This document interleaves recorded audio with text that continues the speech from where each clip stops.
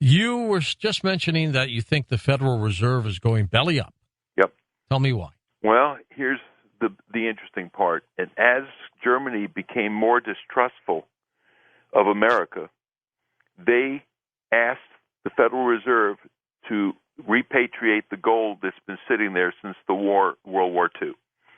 And what happened is during World War II, there was over 300 metric tons of gold bullion that was moved out of Germany and into the Federal Reserve. And of course, at the time, New York was the center of trade. Right. So that when you were doing deals between countries, these tons of gold would sit there as the transactional base. But since Germany decided, well, we don't really trust America anymore because apparently this is what's going on with a lot of people, especially with some of the other disclosures about the financial stuff that happened during the 2008 crash. So the Federal Reserve says to Germany, well, they said, we'd like to come in and audit our gold because apparently their gold has stamps on it. In other words, when those gold bars were made, they were stamped with German stampings on it. So they say, we're going to send our auditors over, and the Federal Reserve refuses to give them access to their gold. They refuse to allow the German auditors to come to New York to look in the Federal Reserve vault at the German gold that they've been holding.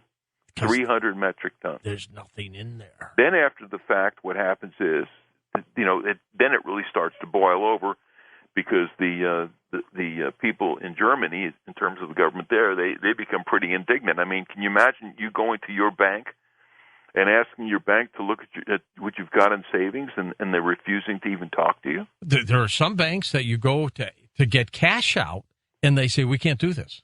And I'm not talking about a tremendous amount of cash either. Yeah. They just simply say, well, I'm sorry, we just don't have enough cash on hand. Well, what? Yeah, it's a bank. Yeah. Well, so anyway, what happens is that they finally settle on an agreement where the Federal Reserve will give them their 300 metric tons of gold back in 7 years.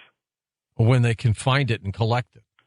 Well, this is the smoking gun because they're going to run around to find it. They were supposed to deliver, I think, about 7 metric tons this year as the first part of the delivery, and they were only able to make 5 metric tons.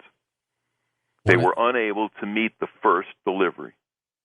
They've defaulted already. Well, basically. Pretty much so. They were unable to meet the 700 tons. And, of course, what's been happening is as they've been trying to keep the price and value of gold down by naked shorting on the COMEX, the United States government goes in there and sells short without actually having the gold to drive the gold price down. And what's happened is that caused all the people that were invested in gold in the ETFs, the exchange-traded funds, to sell out their gold.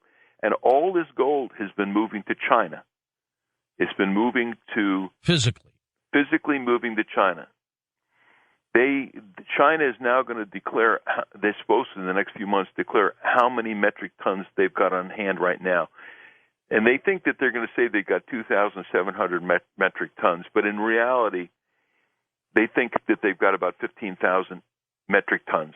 They and India have been buying up all the gold that's leaving the West.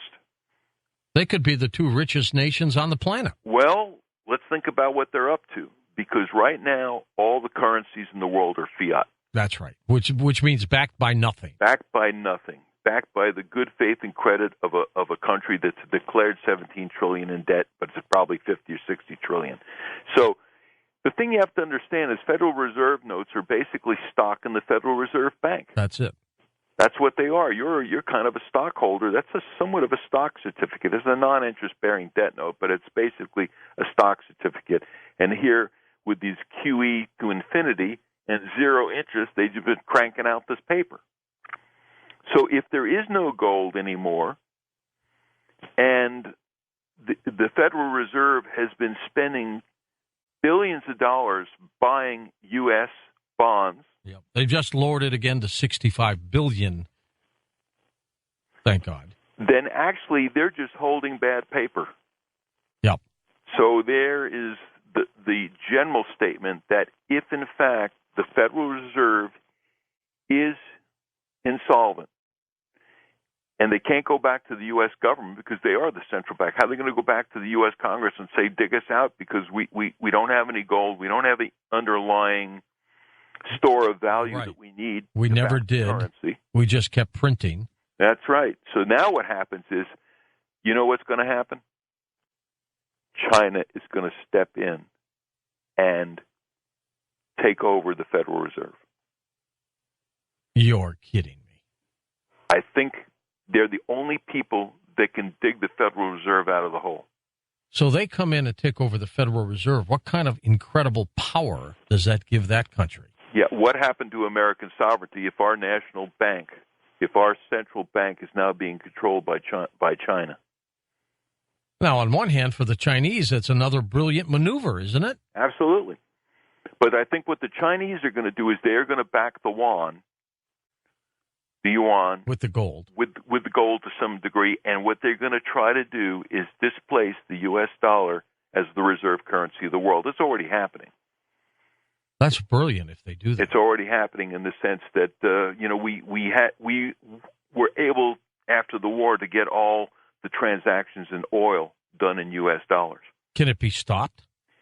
I don't see how, because he who got the gold, you know that. Yeah, he who has the gold rules, right? It's the golden rule. Makes the rules. And gold, gold is people are saying gold's not relevant, but in fact, gold has for 5,000 years been the basis of all this kind of stuff, especially when you have paper currencies that are falling apart. And it'll be around for at least 5,000 more.